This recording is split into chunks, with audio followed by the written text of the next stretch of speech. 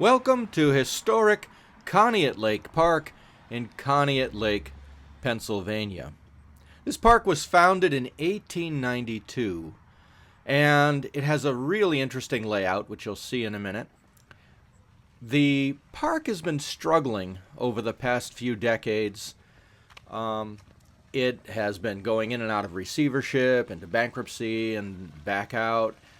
And in 2015, it has a really good team in place that is really trying hard to save the park, even though there are a lot of politics involved, and some people don't want the park, some people do.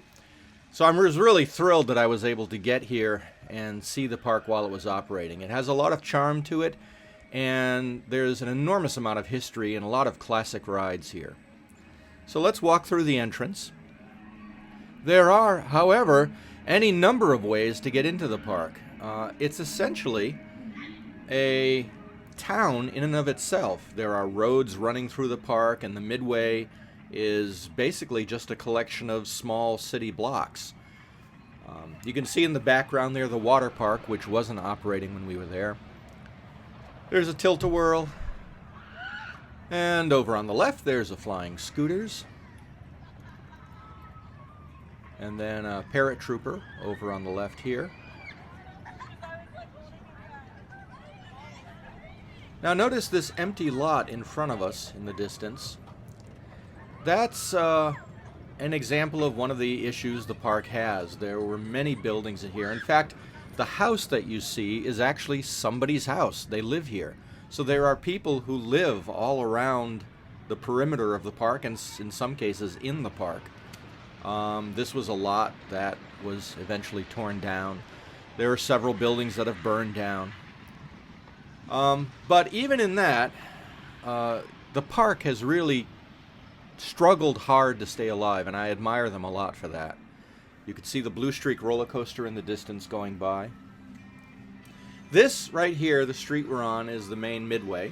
Here's another one of the intersecting streets. You can see cars driving down there. Over in the distance is the station for the Bessemer Railway, and there's the actual entrance. The Bessemer Railway is a miniature railway, and it currently has a rare Herschel diesel engine on the track. There are some restrooms with some old funhouse mirrors in front of them.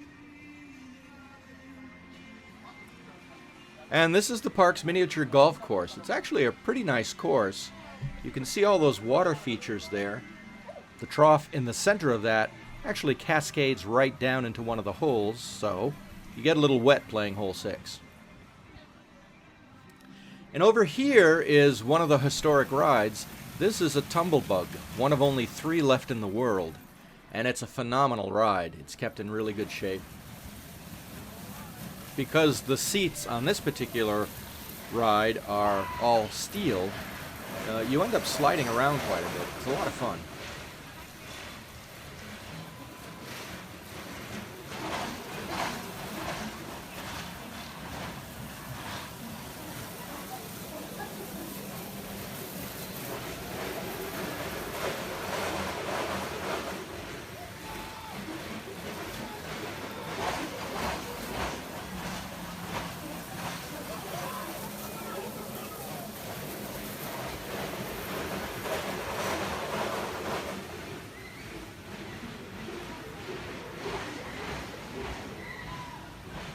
There are several different food concessions scattered throughout the park. That on the right there was a pizza shop.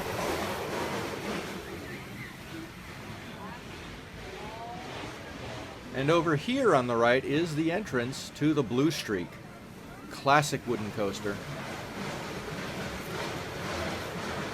They utilized these beautiful National Amusement Device trains, stainless steel works of art, that are really hard to find. Very few parks have those.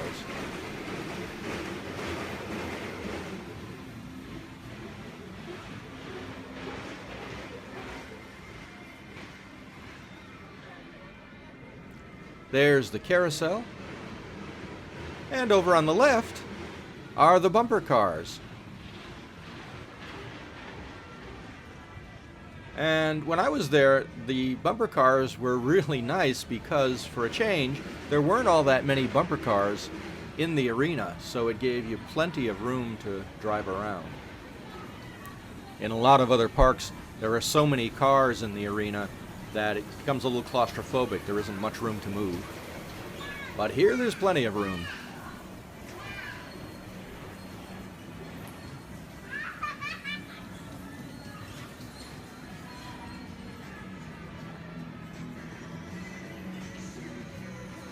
And now we come to the park's main intersection.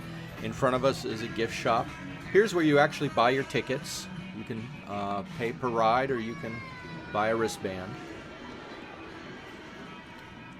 Now if we go to the left, the formal midway basically ends. So we're going to go to the right over here.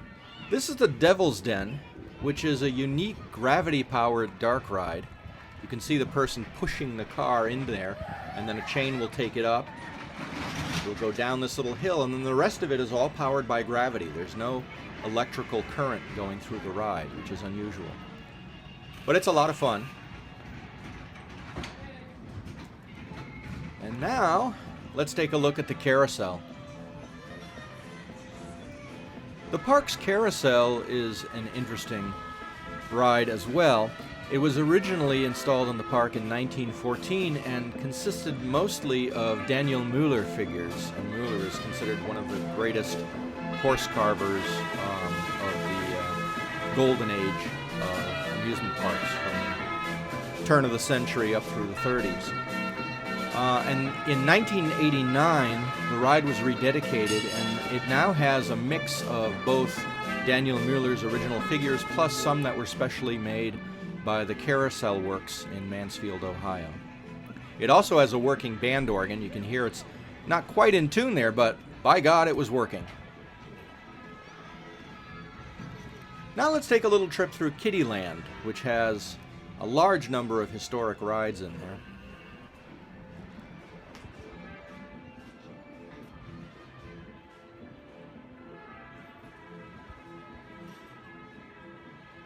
As you can see, this is a pretty extensive area, and it's great for the small fry. The park actually is a wonderful family destination because even though, it has a place for small fry like this, and it has a lot of adult rides, there are still a lot of rides that the whole family can do together.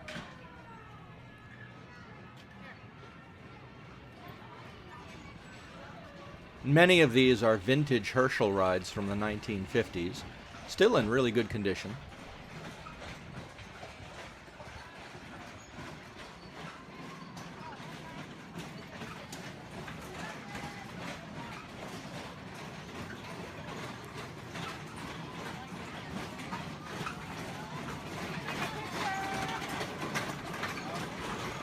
Another thing that really impresses me about this park is that a lot of the work being done here is being done by volunteers who simply love the park and want it to continue.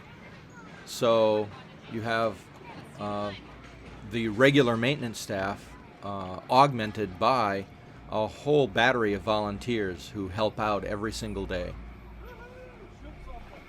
There's a little pony track in the back so kids can get pony rides.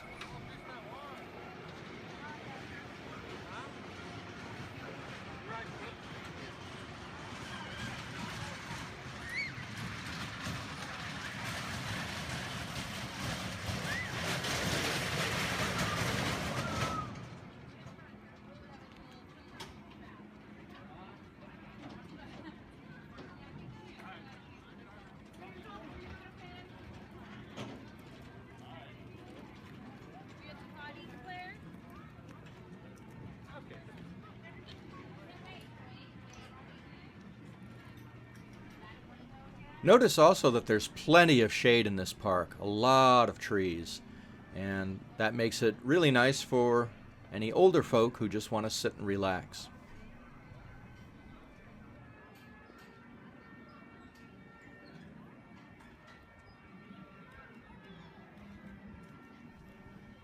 Now let's walk back out onto the street here.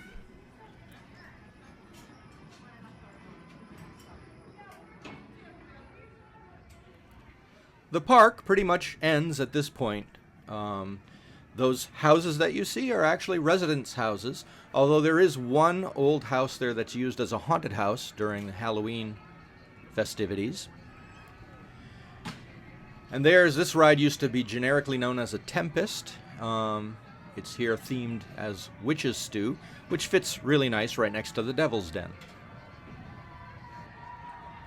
I should mention that even though some of the rides might look a little worn, the staff here is really putting their focus into safety. In fact, some of the park enthusiasts, when we were there, were saying that this is one of the best maintained parks in the state of Pennsylvania. So they're putting their focus where it needs to be. And you can see those white barriers at the end of this street, and once again, the formal midway ends at that point. The park actually used to occupy much more space further out there, but again, in the ensuing years, the management has wisely confined the park to help maintain costs a little better. Here's a whole row of game booths.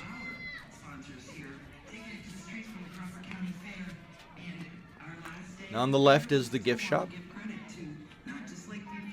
So Conneaut Lake is not a Six Flags or a Cedar Fair. It has no intention of being that.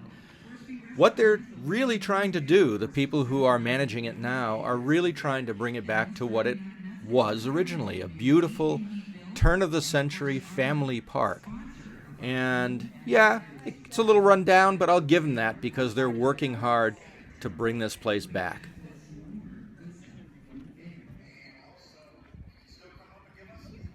Now this area over here used to be the park's huge ballroom, and that sadly burned down in a big fire in 2011. Again, you can see other houses located around here.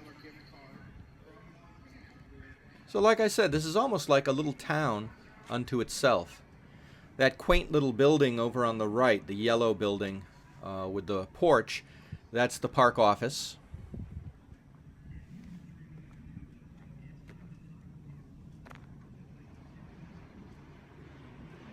And all this area used to be covered by rides and buildings that have since long gone.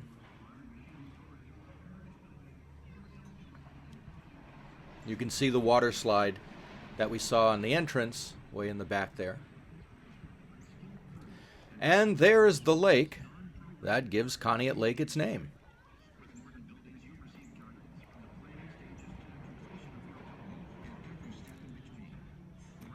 And you can see way over on the left is a lemonade stand that serves really good fresh lemonade.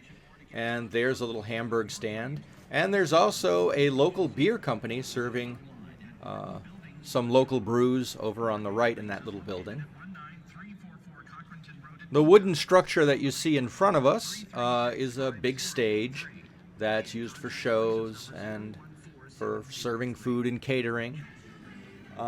And this big green area on the right, when we were there, had an antique car show going on.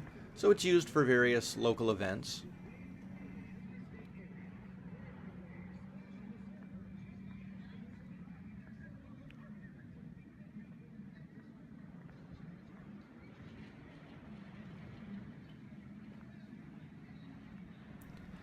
And there is the Hotel Conneaut, which is a huge turn-of-the-century frozen-in-time hotel that's quite beautiful, actually. So, yeah, the park needs a little cosmetic work, but I'm just thrilled that they've worked so hard to keep this place open after all these years. And it still is quite an entertaining place for families. Beautiful location, and really amazing rides that are from the golden age of amusement parks. So if you're ever in the western Pennsylvania area, the park is located between Erie and Pittsburgh off of Route 79. It's well worth checking out. It's like taking a step back in time at Conneaut Lake Park.